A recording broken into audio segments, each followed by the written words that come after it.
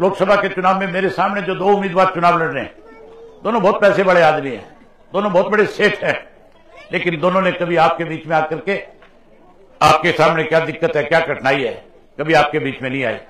आप अनेक आंदोलन आप लोगों ने करे, कभी नवीन जिंदल किसी आंदोलन में आपके बीच में आया? कभी आया था तुम्हारे बीच में? इतने आंदोलन आपने लड़े, कभी ये सुशील गुप्ता आपके बीच में आया? ये भी कभी आपके बीच में नहीं आया। ये आपके बीच में तब तो नहीं आया जब आप लड़ाई लड़ रहे थे। आज आपके बीच में आकर के कहते हैं अभय सिंह तो वोट काटने के लिए आया है। मैं वोट काटने वाला हूं या आपकी मदद करने वाला हूं? अगर मैं वोट काटने वाला होता तो हरियाणा प्रदेश की विधानसभा का जब सेशन आता है, कांग्रेस के 30 एमएलए हैं, सरकार के सामने 29 में से कोई खड़ा होकर के आपकी बात नहीं उठाता। जब भी मुझे बोलने का मौका मिलता है, पूर्णिया से एक तरफ खड़े हो जाते हैं, मैं अकेला आपकी लड़ाई लड़ता हूं, अकेला आपके लिए आपकी आवाज बनने का काम करता हूं। अगर आज तक किसी ने इस सरकार को कटघरे में खड़ा किया है, अगर इस सरकार के खिलाफ किसी ने लड़ाई लड़ी है, तो केवल इंडियन नेशनल लोकदल पार्टी और मैंने लड़ने का काम किया है। जहां मैंने आपकी लड़ाई लड़ी, वहीं उसके साथ साथ जब जब भी जो आंदोलन हुए, मुझे जो जिम्मेवारी दी, उन जिम्मेवारियों को भी निभाने का काम किया। ये लोग जो आज मेरे खिलाफ आकर के इस तरह का झूठा प्रचार करके कहीं गुमराह करने की कोशिश करते हैं, उन लोगों को सबक सिखाने का समय आ गया है। मैं उम्मीद करूंगा कि इस चुनाव के अंदर जिस दिन वोट डालने जाओगे, जरूर इन मेरी कई बातों पर विचार करोगे। मैं आपको सीधा सीधा एक उदाहरण दे देता हूं कि कौन आपका कौन पराया है। 10 साल भूपेंद्र सिंह हुड्डा इस प्रदेश का मुख्यमंत्री रहा। आपके गांव में उस 10 साल में कभी आया था आपके सुख दुख पूछने के लिए? कभी एक दिन भी नहीं आया। ये मनोहर लाल खट्टर तो आना ही क्या था, इसको तो पता ही नहीं है कि छाना गांव है कौन सी जगह पे। ये तो नहीं आया होगा कभी, ये भी नहीं आया। चौधरी देवीलाल जब मुख्यमंत्री होते थे, आपके गांव में आते थे कि नहीं आते थे? चौटाला साहब जब मुख्यमंत्री थे, वो आए कि नहीं आए थे? ना केवल आए थे, बल्कि गांव की तरफ से जो डिमांड रखी गई थी सारी पूरी करके गए थे। मैं भी रस्ते में प्रवीण से पूछा थे वाटर वर्क्स किसके टाइम में बढ़ा, तो कहने लगे कि चौधरी ओम प्रकाश चौटाला ने 2003 में बढ़ा करके दिया था।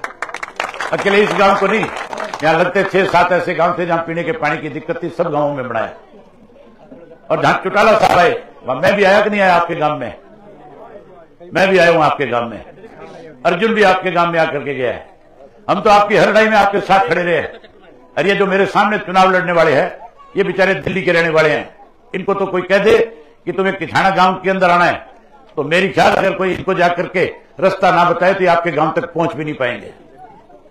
ऐसे लोगों को सबक सिखाना और मुझे ज्यादा से ज्यादा वोटों से जिताना, अपने पराये की पहचान करना।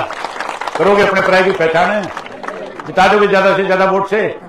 और आपका गांव तो अग्रणीय गांव था, चाहे वो जाट आरक्षण आंदोलन की बात थी और चाहे वो आपके किसान आंदोलन की बात थी। आपके गांव ने तो हमेशा बड़ी भूमिका निभाने का काम किया। आपके गांव के बाहर जब आंदोलन को लेकर के आप लोगों ने धरना शुरू किया था, मैं आकर के गया था। दबलैंड में भी आकर के गया था, देवबंद में भी जब धरना था जाट आरक्षण आंदोलन को लेकर के, तब भी आकर के गया था। और उसके अलावा जब किसान आंदोलन चल रहा था, तो दिल्ली के चारों तरफ जो बॉर्डर थे, चाहे वो पंजाब के थे, चाहे राजस्थान के थे, चाहे यूपी के थे, चाहे वो हरियाणा के थे, हर बॉर्डर पे गया था मैं। और बॉर्डर पे जाकर के अपनी पार्टी के कार्यकर्ता की ड्यूटी लगा करके आया था कि जितने लोग बाहर से आए हैं इनकी देखभाल करो, इनको किसी तरह की कोई कमी महसूस ना हो। ये लोग लगातार हमारी लड़ाई लड़ने का काम कर रहे हैं। सब जगह जाकर के खुला समर्थन दिया। एक वक्त ऐसा भी आ गया था जब किसानों की तरफ से मेरे सामने मांग रखी गई कि आप इस्तीफा देकर के चौधरी देवीलाल की तरह इस आंदोलन को मजबूत करो। मैंने उसी दिन ऐलान कर दिया था कि 26 जनवरी तक या तो 3 काले कानून खत्म हो जाएंगे। अगर काले कानून खत्म नहीं होंगे तो 27 को इस्तीफा देकर के किसानों के बीच आकर के बैठ जाएंगे। 26 को कानून खत्म नहीं हुए थे। 26 को किसानों के खिलाफ एक बड़ी साजिश रची गई दिल्ली में।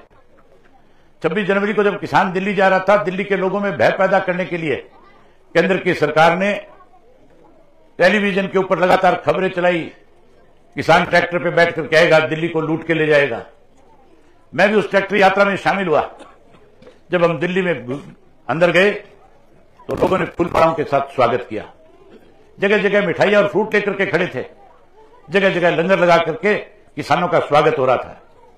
जब मोदी को यह सारी खबर मिली कि किस आंदोलन में खालिस्तानी है, जिन्होंने लाल किले के ऊपर तिरंगे का अपमान किया, खालिस्तान का झंडा फहराया, हमारे देश में विवाद खड़ा करना चाहते थे सिख में और हिंदू में, ये सारी बातें हो रही थी, तो मेरे पास बहुत सारे नेताओं के फोन आए। उन्होंने कहा कि अब आपको इस्तीफा नहीं देना चाहिए, आंदोलन खत्म हो जाएगा। जो मुझे फोन कर रहे थे, मैंने उन सब से आगे से कहा कि अगर किसान के हितैषी हो, आप चाहते हो 3 काले कानून खत्म हो, तो फिर आपको भी मेरे साथ चल करके इस्तीफा देना चाहिए। वो हिम्मत नहीं जुटा पाए। मैंने वायदा किया था जाकर के 27 को इस्तीफा देकर के किसानों के बीच में आकर के बैठ गया।